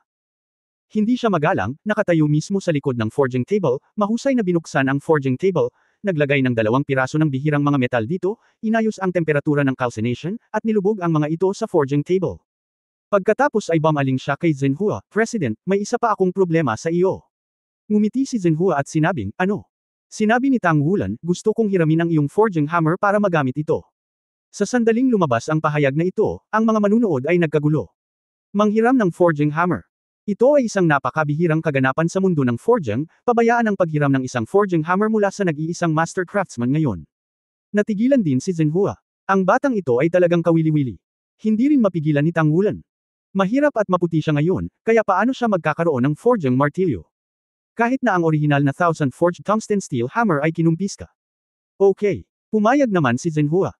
Bahagya siyang umungol, kumislap ang kanyang kamay, at lumitaw ang isang pares ng forging martilyo sa harap ni Tang Wulan. Ito ay isang pares ng forging martilyo na may malabong halo sa kabuuan. Ang mga forging hammers ay napaka-orthodox sa estilo, ngunit ang mga ito ay bihirang puti. Ang ibabaw ng puting forging hammers ay tila may malabong asul na ulap na umaanod. Mukhang kakaiba at nakakasilaw. Martilyo sa pagpapanday ng espiritu. Nakilala ni Tang Wulan ang metal na ito sa isang sulyap. Ito ay isang espiritual na metal na gawa sa Yantang at isa pang bihirang metal na tinatawag na Beijingjing, na tinatawag na Yanjin, at Tianjin. Espiritu forging, nakamit ito pares ng forging martilyo. Sa mga tuntunin ng kalidad, siya ay isang spirit forge ng animistic metal, at ang kalidad ay higit na nakahihigit sa kanyang spirit forge singkang silver hammer. Ito ang forging martilyo na napik ko 15 taon na ang nakararaan, at sinusundan ko ito. Palagi ko itong ginagamit bago ko pandayin ang aking kaluluwa. Maaari mong subukang itugma ito o hindi. Kung talagang matagumpay kang makapeke ngayon, gagawin ko ito ay para sa iyo. Nakangiting sabi ni Zhenhua. Bagamat hindi niya inakala na si Tang Wulan ay maaaring huwad, hindi siya kailanman nagkulang sa paghihikayat sa mga kabataan. Siya mismo ay sumikat noong teenager. Na-promote siya sa ika-6 na antas na panday sa edad na 18, na nagtatakda ng record sa buong industriya ng panday. Kaya naman, hindi niya akalain na ang batang nasa harapan niya ay pabigla-bigla lang tulad ng ginagawa ng karamihan. Bahagya niyang naramdaman na ang batang ito ay may huwad na background. Kaya lang, hindi nagpanday ng martilyo si Tang Wulan, hindi niya naintindihan. Ang panday na martilyo ng panday ay hindi umaalis sa katawan, na isang hindi nakasulat na tuntunin. Ang martilyo ay hindi umaalis sa kamay, at ang panday ay matututuhan ito kapag siya ay unang natututo. Salamat. Itinaas ni Tang Wulan ang kanyang kamay at hinawakan ang pares ng Yanjin forging hammers. Inilagay niya ang kanyang mga kamay sa magkabilang gilid ng kanyang katawan, bawat isa ay may hawak na hawakan, at pagkatapos ay ipinikit niya ang kanyang mga mata. Nang makita niyang tapos na ang pagkilos ng paghahati sa kanyang mga martilyo gamit ang 2 kamay, lahat ng mga tauhan sa paligid ay nagiba, at ang ilang mga manloloko sa itaas ng level 4 ay nagulat lahat. Si Yanjin ay kilalang mabigat. Alam ito ng sinumang nakipag-ugnayan dito. Ang dalawang Yanjin Forging martilyo ay mukhang maliit, ngunit sa katunayan sila ay tumitimbang ng higit sa 200 kilo. Ito ay isang ganap na mabigat na martilyo. Para sa mga panday, ang lakas ay napakahalaga.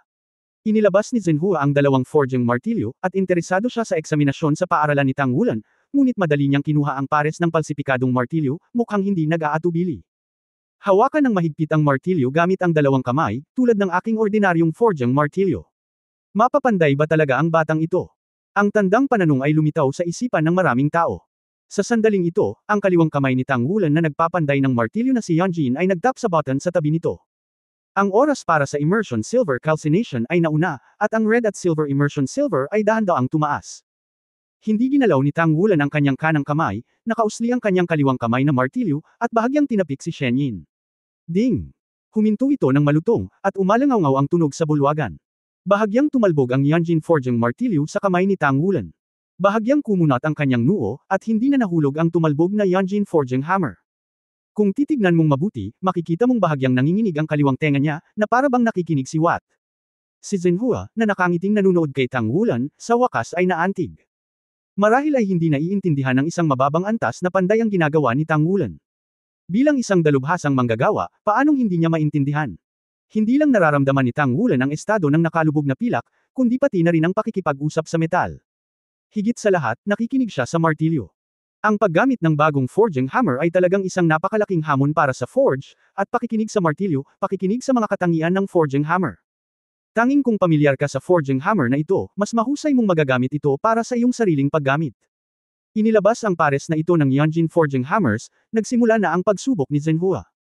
Ang bigat ng forging martilyo ay ang pinaka-preliminary lamang, at higit sa lahat, gusto niyang makita ang paggamit ni Tang Wulan ng pares na ito ng forging martilyo. Sa murang edad, hanggang 15 o 6 na taong gulang. Kahit na walang paraan upang matuno ang forge, makikita mo pa rin kung siya ay isang mahusay na panla at kung hanggang saan niya ito magagawa. Yanjin Forging martilyo ay ang pinakamahusay na paraan upang subukan, siya ay nais na makita kung Tang Wulan maaari talagang gamitin ito pares ng forging martilyo. Ang pares na ito ng Yanjin Forging martilyo ay huwad sa pamamagitan ng kanyang paghahain ng dugo sa kanyang mga unang taon, at mayroon din itong sariling mga katangian. Katulad ng pares ng mabibigat na pilak na martilyo ni Tang Wulan. Sa pananaw ni Zhenhua, walang kapintasan ang mga galaw ni Tang Wulan sa pakikinig sa martilyo, kaya naman nagulat siya. Ang susunod na makikita ay kung kaya ba talaga niyang makinig ang espesyal na epekto ng pares na ito ng Yanjin Forging Hammers. Nanlaki ng husto ang mga mata ni Tang Wulan, at may mahinang gintong liwanag na kumikislap sa kanyang mga mata, shock. Kakasubaw lang niya ng salitang ito, at muling nahulog ang Yanjin Forging martilyo sa kaliwang kamay niya. Sa pagkakataong ito, kasing halaga ito. Boom! Ang Yanjin Forging hammer ay biglang nahulog, at malakas na hinampos ito sa mainit na pulang pilak na lumulubog. Nagkaroon ng marahas na putok. Ang Yanjin Forging martilyo ay hindi tumalbog, sa halip ito ay mahigpit na idiniin sa lumulubog na pilak, at ang buong forging table ay umugang. Oo, ang katangian ng pares na ito ng forging hammers ay shock. Ang forging ay tinutulungan ng mataas na frequency oscillation na nabuo sa panahon ng forging. Tulad ng nakasalansan na martilyo, ito ang pinakahuling katangian ng special effect ng forging hammer. Ang martilyo ni Tang Wulan ay nasa Shen Yin, para lang hayaang ganap na maglaro ang shock special effects nito. Muling tumahimik ang paligid, at nang bumaba ang martilyo, makikita mo ang lakas.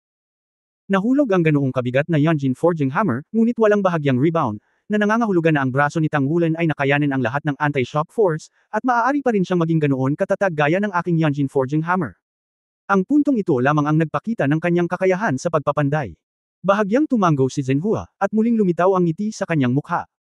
Ang batang ito ay talagang hindi madali. Pagkatapos ng buong paghinto ng 3 segundo, ang Yanjin Forging martilyo ni Tang Wulan sa kanyang kaliwang kamay ay tumaas muli, at bumagsak muli ng mabangis. Boom! Ang dagandong ay muling tumaas, ang mabigat na pilak ay nag-vibrate, at sa isang malabong paraan, tila ang pinong pulbos ay umuusad palabas mula sa mabigat na pilak. Ito ang pakinabang ng mga espesyal na epekto para sa pagyanig, pag-alog ng mga dumi. Simple lang sabihin, pero hindi lahat kayang gawin. Upang ganap na maipakita ang mga espesyal na epekto ng martilyo, ang unang bagay na kailangan mo ay malaking kapangyarihan, at sa parehong oras, dapat kang magkaroon ng tulong sa kapangyarihan ng kaluluwa, kontrol sa kapangyarihan ng kaisipan, at pag-unawa sa mga bihirang metal. Ang mga puntong ito ay kailangan, kung hindi, ito ay magiging mahirap na laruin ang vibrating martilyo. Maaaring maapektuhan pa ito ng vibrating martilyo. Sa pangalawang martilyo, nakamit lamang ito ni Tang Wulan gamit ang pangalawang martilyo. Boom, boom, boom. Huminto si Tang Wulan ng 3 segundo sa tuwing nahuhulog ang martilyo, dahan-dahan at malakas na nagpapanday. Ang papuri ni Zhenhua sa simula ay naging mahinahon. Sa pagtingin kay Tang Wulan, may bakas ng pagdududa sa kanyang mga mata. Boom! Nahulog ang ika-7 martilyo, gamulong ang lumulubog na pilak, namuo ang mga dumi, at kumislap ang isang sinag ng liwanag. Kumpleto na ang 100 forging. 7 martilyo at 100 forging. Bahagyang tumayo si Zhenhua, at lahat ng nakakaunawa sa kanila ay bamuka ang kanilang mga bibig. Bilang isang master craftsman, kahit na may 1 martilyo at 100 forging, magagawa niya ito gamit ang mga espesyal na epekto ng shock hammer, ngunit ilang taon na ang bata sa kanyang harapan. Sa wakas ay gumalaw ang kanang kamay na martilyo ni Tang Wulan, bahagyang pinindot ang button, at dahan-daang lumitaw ang Tianqing iron. Tama lang ang calcined state. Nahulog ang martilyo sa kanang kamay, nanginginig ang martilyo. Double forging. Ang batang ito ay naging double hammer double forging, at nagpapeke ng iba't ibang uri ng mga metal. Kahit na 100 forging lang, magiging posible lang para sa isang pangatlo o ika-4 na antas na panday na makumplito ito. Ito. Ang dating staff na nakatanggap ng Tang Wulan ay hindi na nakaimik. Sinong makakaisip nito, mukhang teenager na ito, at talagang napakagaling niya.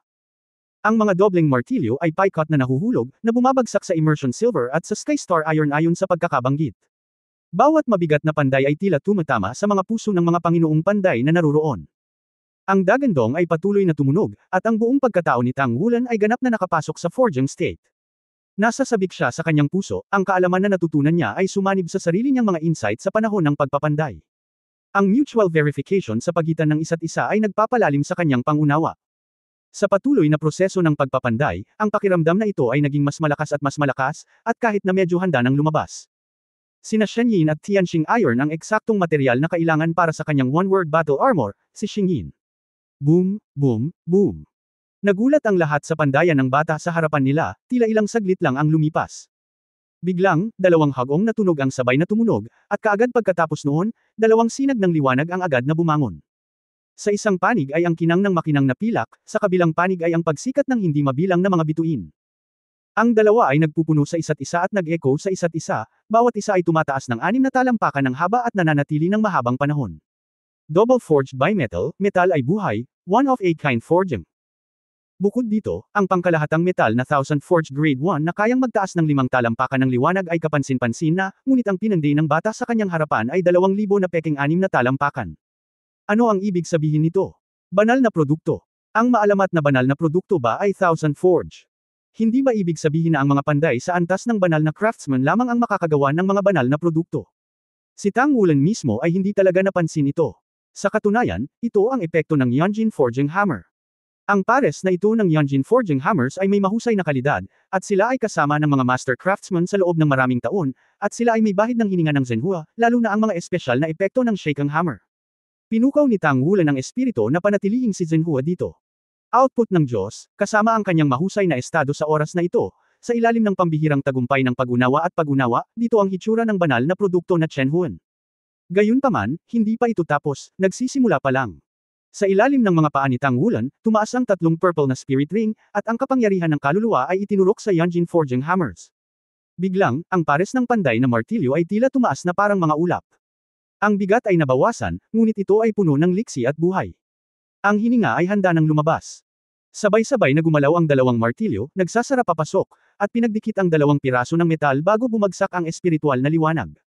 Tapos na ang mabigat na forging, susunod ay isang gripo. Sa bawat oras na ang Yanjin Forging martilyo ay nahuhulog, ito ay humihipo at umaalis, bahagyang tumatapik sa 2 piraso ng metal, na nagdidikit sa isa't isa sa loob. Ang kapangyarihan ng kaluluwa ay na-injected, at ang hininga ng buhay ng Yanjin Forging Hammer mismo ay na-injected, na ginawang ang 2 piraso ng metal ay tila na-render ng sabay-sabay. Ang liwanag ng umakyat na espiritu ay unti-unting bumabagsak ay nagsimulang magkasalubong at sumanib sa isa't isa. Magsisimula na ang melt forging. Hindi napigilan ng mga staff sa malapit na huminga. Saan lumabas ang maliit na lalaki? Gusto talaga matuno forge. Ilang taon na siya, kahit kaedad niya ang presidente, hindi niya ito magagawang pandayin. Kung titignan ang mga galaw niya, hindi dapat ito ang unang beses na napik siya. Kung ito ay ginampanan ng isang mataas na antas na panday, dapat na ito ay unang magpanday at pagkatapos ay magpanday. Ngunit si Tang Wulan ay gumawa ng ibang paraan at direktang natunaw ang panday sa ilalim ng mga kalagayan ng Chengduan.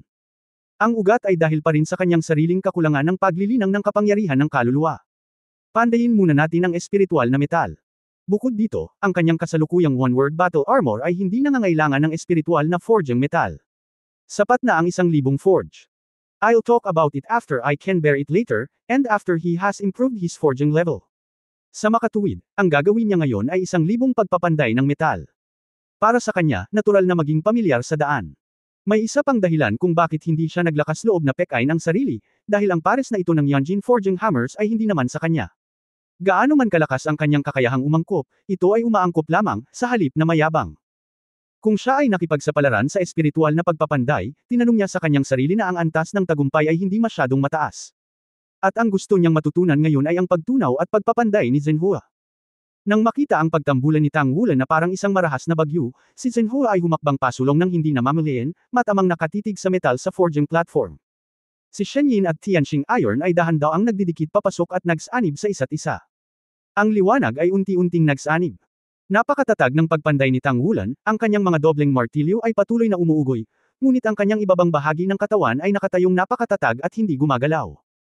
Ang tatlong singsing ng espiritu sa kanyang katawan ay umalingaw-ngaw pataas at pababa, at ang buong katawan ay naglabas ng malambot na halo. Ang Three-Ringed Soul Sovereign, o ang Three-Ringed Soul Sovereign na may lahat ng Purple Soul Rings. Wala nang tatawa kay Tang Wulan. Ang Rough Forge na tumawa sa kanya noong una ay tumingin kay Tang Wulan na parang multo. Sa ilang sandali, ako ay naliligaw. Siya ay isang third level na panday, at nagsusumikap sa kalsada ng Thousand Forging.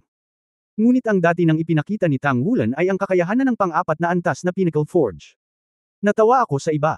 Si Tang Wulan ay lubos na nakatutok, naramdaman ang pagsasanib ng 2 piraso ng metal, at dahan-dahan niyang pinaghalo ang Tianyujing powder sa forging. Tiyak na, tulad ng sinabi ni Zhenhua kanina, naging mas matatag ang Shen Yin at Tianxing Iron sa isa't isa, at tila mas mahirap itong pandayin, ngunit sa katunayan, ang posibilidad ng pagkabigo ay nababawasan dahil mas maliit ang posibilidad na sila ay mapinsala. Nagsimulang dagdagan ni Tang Wulan ang intensity ng forging. Ang pinakamahirap na bahagi ng pagtunaw at pagpapanday ay upang matiyak na ang espiritual na kamalayan ng 2 bihirang mga metal ay walang kamatayan at hindi namamatay sa panahon ng proseso ng pagsasanib. Sa makatuwid, sa panahon ng proseso ng forging, nangangailangan ito ng maraming enerhiya mula sa forging master. Ang pamamaraan ni Zhenhua ay upang mabawasan ang mga kaguluhan sa bagay na ito. Gumamit ng isang espesyal na paraan upang isama ang Tianyujing sa proseso ng forging. Malalim na naramdaman ni Tang Wulan ang misteryo, at nang makita niya ito, ang 2 piraso ng metal ay unti-unting natunaw sa isang hurno, dahan-daang naglalabas ng kinang na tanging ang Star Silver ay mayroon lamang. Sa sandaling ito, biglang nagtagpo ang spirit ring ni Tang Wulan. Kawalan ng espiritu o kapangyarihan. Nanginginig ang puso ni Zhenhua. Sa sandaling ito, biglang lumitaw ang isang bilog ng golden spirit ring ng walang babala, at ang sariling dugo ni Tang Wulan ay agad na naging wild. Kung ito ay nagpapanday ng iba pang mga bihirang metal, masusuportahan niya ito gamit ang sarili niyang kapangyarihan sa kaluluwa, ngunit ginawa niya ang piraso ng Star Silver na ito para sa kanyang sarili. Siyempre, dapat niyang isama ang sarili niyang dugo dito, upang sa hinaharap, pagkatapos gamitin ito sa paggawa ng sandata ng labanan, ay higit na naaayon sa aking sarili. Pinuno ng isang layer ng light golden light ang Yunjin Forging Hammer, at ang masiglang dugo ni Tang Wulan ay patuloy na natipon sa metal. Boom! Sumiklab si Ming Wu sa isang iglap, at ang bilis ng pagbagsak ng Yunjin Forging martilyo sa kanyang kamay ay tumaas muli ng husto. Hindi lamang ang bilis ay napakabilis, ngunit napakabigat din. Ang marahas na pagyanig ay nagpang-inig sa buong forging table. Ang piraso ng nabuong Star Silver na iyon ay unti-unting lumiit. Boom! Sabay na nahulog ang 2 martilyo, at tumunog ang isang dragon chant mula sa bibig ni Tang Wulan. 2 gintong ilaw ang dam-alloy sa Yunjin Forging Hammer kasama ng kanyang mga braso, at dam-alloy sa Star Silver sa pamamagitan ng hammer shaking method. Biglang bumangon ang isang hugis dragon na gintong liwanag at anino mula sa pilak na bituin, na umiikot pabalik-balik dito. Ang kaguluhan ay talagang sumambulat sa metal. Sa ibabaw ng pilak na bituin, ang liwanag ng bituin ay nagniningning, at sa pagitan, mayroong isang malabong pattern ng dragon na ang liwanag ng bituin ay nagtatagpo. Brand, ito ay sariling tatak ng Tang Wulan. Ang forging na ito ay maaaring ilarawan bilang nakabubusog. Ang longyi ni Tang Wulan ay tumagal ng halos 1 minuto bago siya unti-unting tumigil. Ang kanyang mga mata ay nagniningning, malinaw niyang naramdaman na siya ay nakalusot sa isang kaharian sa forging. Ang katiyakan ay higit na malaki kaysa dati. Ito ay walang alinlangan na lubos na magtataas ng kanyang tagumpay sa panday. Nagtagumpay ito, talagang nagtagumpay. Matuno at magpanday ng buhay. Napakunot naman ng noo si Zhenhua. Salamat sa panday mong martilyo, nakita ko ang pakiramdam. Salamat sa pagtuturo sa akin ng mga kasanayan. Lumingon si Tang Wulan at magalang na sinabi kay Zhenhua. Ang paggalang sa sarili ng Walis ay ang katangian ng malakas, at gayon din ang industriya ng pagpapanday. Ang isang mahusay na pamamaraan ng forging ay lubos na mapapabuti ang kalidad at rate ng tagumpay ng forging. Sa opinyon ni Tang Wulan, ang fusing technique na ito ay hindi masusukat sa halaga. Ganito ito itinuro ni Zhenhua. Walang kapalit. Paano hahangaan ni Tang Wulan ang espiritong ito? Mataimtim na sinabi ni Zhenhua, kaninong disipulo ka, ilang taon ka na ngayong taon? Natigilan sandali si Tang Wulan, saka lang napagtanto na maaaring nalantad siya. Hindi ako masyadong nag-isip kanina, at ang buong tao ay nasa estado ng pananabik. Sa oras na ito, sa presensya ng napakaraming tao, sa presensya ng master craftsman na ito, imposibleng itago pa ito. Si Tang Wulan, isang junior, ay nag-aral sa ilalim ni Mu Chen. Siya ay 14 na taong gulang sa taong ito. Sa sandaling lumabas ang pahayag na ito, ang mga manunood ay nagkagulo. 14 na taong gulang, wrong forge. Ito, laban sa langit. Bahagyang tumataas at bumaba ang dibdib ni Zhenhua, lalo na nang marinig niya ang salitang Mu Chen, ang kanyang mga mata ay malinaw na nakaramdam ng kaunting pagkawala. Paano ang iyong blacksmith badge? Anong antas ka ng panday? Kahit bilang presidente, hindi niya matiyak ang antas ng panday ni Tang Wulan. Dahil ang forging quality ng piraso ng Star Silver sa harap niya ay ang metal ng mga Diyos na dapat lumampas sa 75% ng fusion degree. Sa kanyang paningin, hindi niya kailangan ng anumang kagamitan, at nakikita niya ito sa isang sulyap. Dahil sa final exam ng kolehiyo, lahat ng extraneous na bagay ay inalis ng akademya.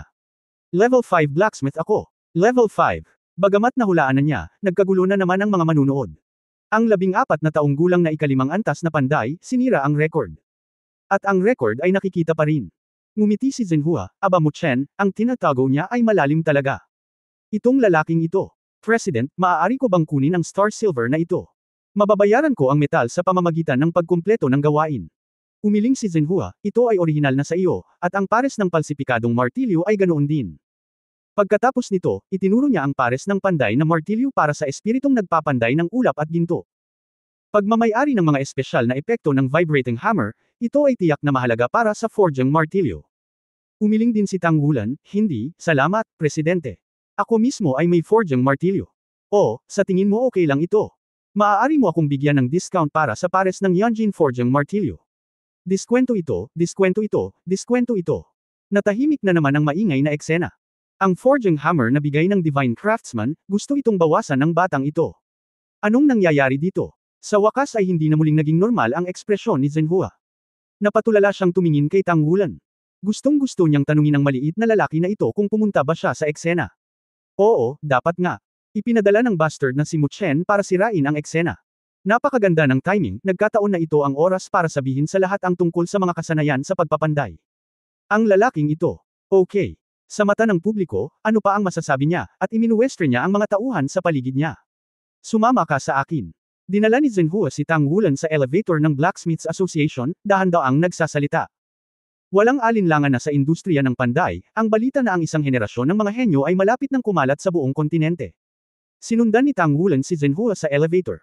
Hiniling ka ni Mu Chen na sumama. Tanong ni Zhenhua, dalawa lang sila sa elevator. Umiling si Tang Wulan, ibinaba ang kanyang ulo at sinabing, wala talaga akong pera.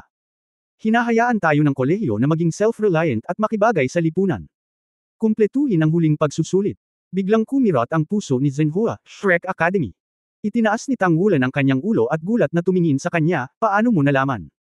Natuwa si Zhenhua, hindi katakataka na si Mu Chen, ang chairman ng East China Sea City Blacksmiths Association, ay hindi nagawang mabuti, at gusto niyang pumunta sa Shrek City upang magdusa. Dahil ito sa iyong maliit na bata. Napakaganda ng kanyang tinago. Palagi kong iniisip na si Xiao Shi ang pinakanamumukod-tanging binata sa henerasyong ito. Sa hindi inaasahang pagkakataon, nagtago siya ng isang maliit na tulad mo. Napakamot ng ulo si Tang Wulan at naisip, Teacher Mu Chen, hindi ko mapigilan. Nagkataon lang lahat ng ito. President, kailangan kong magmadali at ipagpatuloy ang pagtatapos ng huling pagsusulit. Tingnan mo, maaari mo bang bigyan muna ako ng pera para sa Yanjin Forging Hammer? Magkita tayo mamaya kapag may oras ako. Nang dumating ang elevator, dinala ni Zhenhua si Tang Wulan sa pinakamataas na antas ng Blacksmith Association. Paano nalaman ng iyong anak ang tungkol sa pera? Iba ka sa iyong guro sa bagay na ito. Bamulong si Tang Wulan, walang magagawa ng walang pera. Kung ayaw mong ibigay ito, bababa ako at gagawin ang gawain. Wala akong badge, at hindi nila ako papayag ang kunin ito dati. Maaari mo ba akong bigyan ng matutuluyan? Hahaha, ikaw bata. Okay, bibigyan kita ng pera mamaya.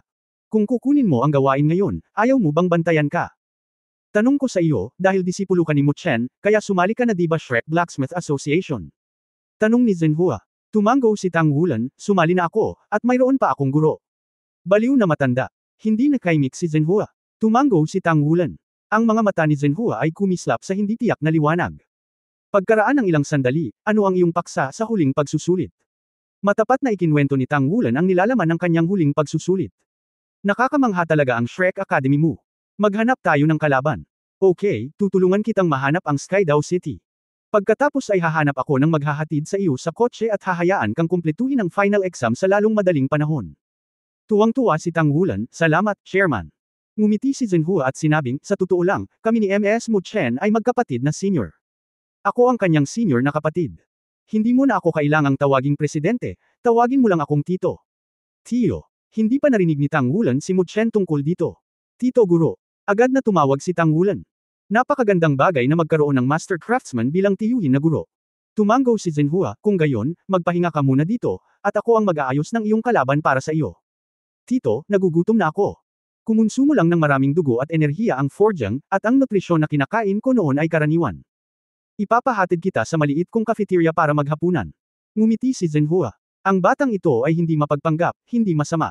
Bilang presidente ng Association of Blacksmiths, ang sariling maliit na kantin na pagkain ng Zenhua ay syempre mga nangungunang sangkap. Ang mga panday ay gumagamit ng napakaraming enerhiya kapag nagpapanday. Ito ay totoo lalo na para kay Zenhua bilang isang master craftsman. Mag-ingat, natatakot ako na kakaunti ang mga tao sa buong kontinente ang maaaring malampasan siya. Bukod dito, mayroon din siyang isang partikular na pagkakaiba sa iba pang malalakas na tao, iyon ay, mayaman, mayaman, mayaman. Bilang isang master craftsman, ang bawat piraso ng kanyang forjang ay hindi lamang mailalarawan bilang mahal. Ang pinakamayamang bansa ang pinakatamang paraan upang ilarawan ito. Ang pagpapanday sa negosyong ito ay napakamahal sa maaga at kalagitnaan ng termino, kaya napakahirap na pagbutihin ang lahat ng paraan, ngunit kapag nalampasan mo na ang bottleneck at pumasok sa ika-6 na antas, tiyak na magiging malaking pera. Sa lahat ng pangalawang propesyon, tiyak na ito ang pinaka. Yung kumikita. Ang maliit na kantina ng Zenhua ay hindi malaki, halos 20 metro kwadrado lamang, isang bilog na mesa, simpleng palamuti, mukhang hindi mapagpanggap. Ngunit nang magsimula siyang maghain ng mga pinggan, namula ang mga mata ni Tang Wulan. Hindi yun nakakaantig, nakakapanabik. Ang unang ulam ay ang 1,000-year Earth Dragon Tendon. Ito ay sapat na para masira ni Tang Wulan ang mga seal ng nakaraang Golden Dragon King, at ang mga ito ay mga sangkap lamang dito. Isang maliit na piraso ng 1,000,000 taong gulang na litid ng dragon, hindi ko alam kung gaano ito katagal na kumulo, ito ay malambot at waxy, at ito ay masarap, ngunit sa pamamagitan lamang ng pag-amoy nito, naramdaman ni Tang Wulan na ang kanyang katawan ay puno ng dugo at laway. Ang bigas ay ang top class na moonlight rice. Ang ganitong uri ng bigas ay ginawa sa mapait na malamig na mga rehiyon ng malayong hilaga. Maaari lamang itong anihin tuwing 3 taon, at ang dami ay napakabihirang. Ang bigas mismo ay nasa hugis ng isang meniscus, ngunit ito ay nagpapalabas ng mahinang pilak na liwanag dito, na may nakakapreskong aroma, matamis sa bibig, at nilagang pulang dragon tendon sa loob ng libu-libong taon. Hindi na ito masasabing masarap. Yun lang. Pagkatapos ng isang mangkok ng kanin, ang paglalarawang mabubuo ni Tang Wulan ay ang 3 salitang ito. Yun lang. Mabilis niyang kinain ang isang malaking palayok ng 1,000-year-old ground dragon tendons, at nagdala ng 6 na bowl ng moonlight rice. Ang chef ay isang matandang nasa edad 50 na medyo payat. Umupo siya sa tabi ng nakangiti at pinanood si Tang Wulan na kumakain. Sa simula, nakangiti pa rin siya, ngunit hindi nagtagal ay napalitan ng pagtataka ang ngiti niya. Nakakain talaga ang batang ito. Huwag tingnan ang pagkain ni Tang Wulan na mas kaunti ang kinakain niya kaysa sa karaniwan, ngunit gaano kayaman ang mga sustansya na nilalaman ng moonlight rice at 1,000-year earth dragon tendons. Kung magpapalit ka sa ordinaryong tao, sapat na ang isang butil ng moonlight rice para mabusog sa isang araw. Si Tang Wulan ay kumain ng 6 na mangkok, at siya ay mukhang hindi pa tapos, pabayaan ang mga litid ng dragon sa loob ng libu-libong taon. Malinaw na nararamdaman ng chef na habang kumakain ang maliit na kapareha ng pamilya sa kanyang harapan, ang pagbabago-bago ng dugo ng kanyang katawan ay nagsisimulang maging mas masigla. Sa pamamagitan lamang ng pagtunaw ng iyong kinakain maaari mong mapabuti ang iyong chi at dugo. Pero masyadong mabilis ang biro niya.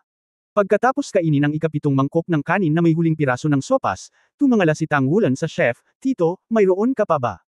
Walang magawa ang chef, "Kumain ka na ng bahagi ng presidente." "Wala." "Oh." Iniwan ni Tang Wulan ang kanyang trabaho ng may panghihinayang. Sinabi ng chef, "Hindi ka pa ba nakakain?" Sinabi ni Tang Wulan, "Ayos lang, 6 o 7 puntos." "Okay lang, kaya lang, ano ang kinakain mo, Tio?" Nag-thumbs up ang chef kay Tang Wulan, tumayo at pumunta sa maliit na kusina sa likod, "Teka.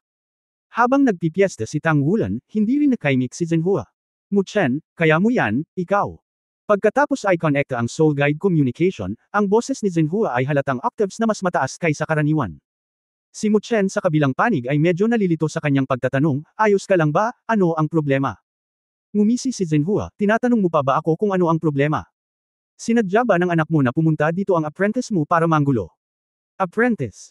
Medyo tumaas din ang boses ni Mu Chen, at sinabing kakaiba, nakita mo ba si Wulan? Sino pa ba ang ibang tao maliban sa kanya? Malungkot na sabi ni Zhenhua. Natahimik si Mu Chen. Nagsasalita ka. Kailan ka pa nabigla? Hindi maiwasang magtanong ni Zhenhua. Sa katunayan, karamihan sa katahimikan na ipinakita niya sa harap ni Tang Wulan ay pagpapanggap, at siya ay napik sa edad na 14. Ano ang ibig sabihin nito? Sino pa ang mas nakakaalam kaysa sa kanya bilang isang dalubhasang manggagawa? Si Tang Wulan ay hindi lamang may napakatibay na pundasyon, ngunit higit sa lahat, ang batang ito ay may mahusay na pangunawa, at siya ay may pambihirang talento sa panday. Ito ay makikita sa kanyang pakikinig sa martilyo at sa paggamit ng Yanjin Forging Hammer. Ang ganitong magandang panla ay nangangahulugan na ang susunod na Master Craftsman ng Forge Association sa hinaharap ay mayroon. Hanggat siya ay lumalaki ng normal at ang kanyang antas ng paglilinang ay bumuti, si Tang Wulan ay halos tiyak na magiging isang dalubhasang manggagawa. Siyempre, ang saligan ay maaari siyang maging isang makapangyarihang tao sa antas ng title Daoluo.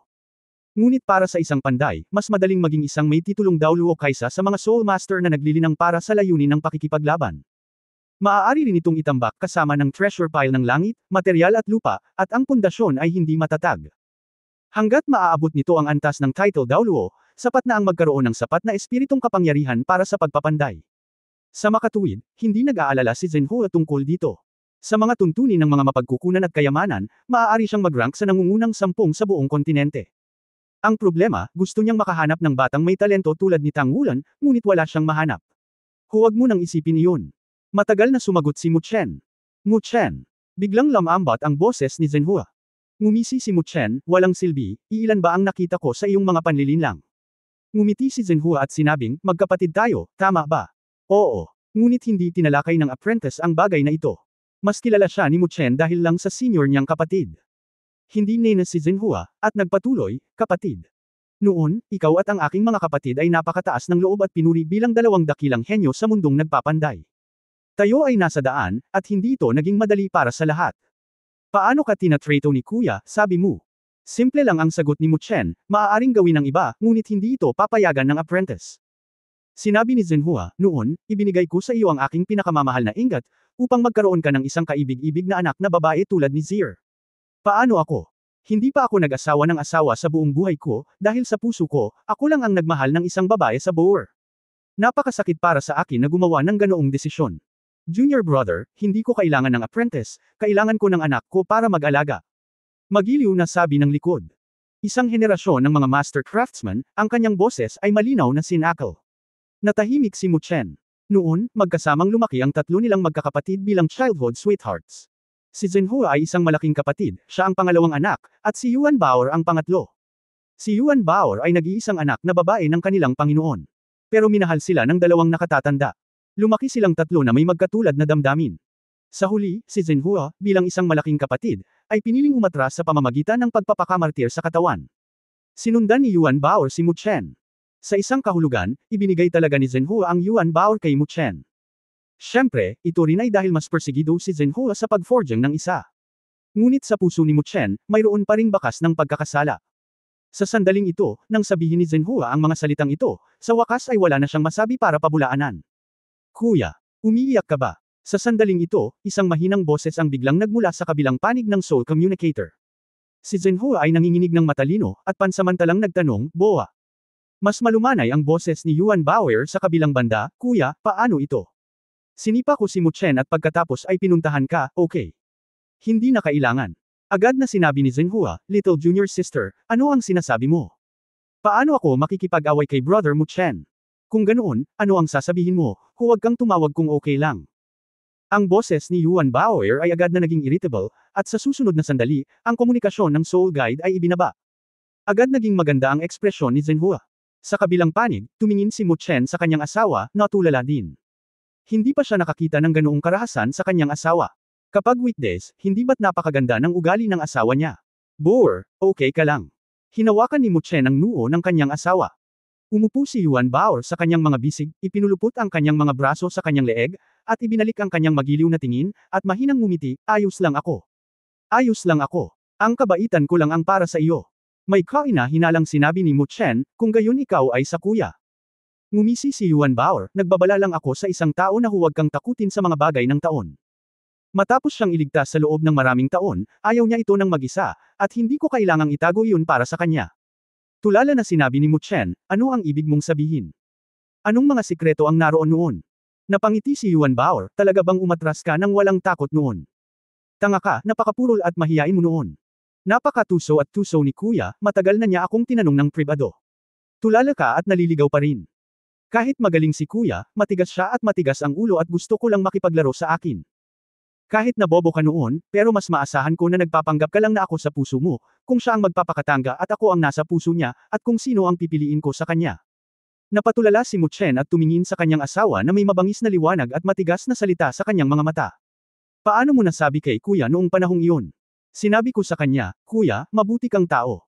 End of this chapters. For more videos, please like, share and subscribe.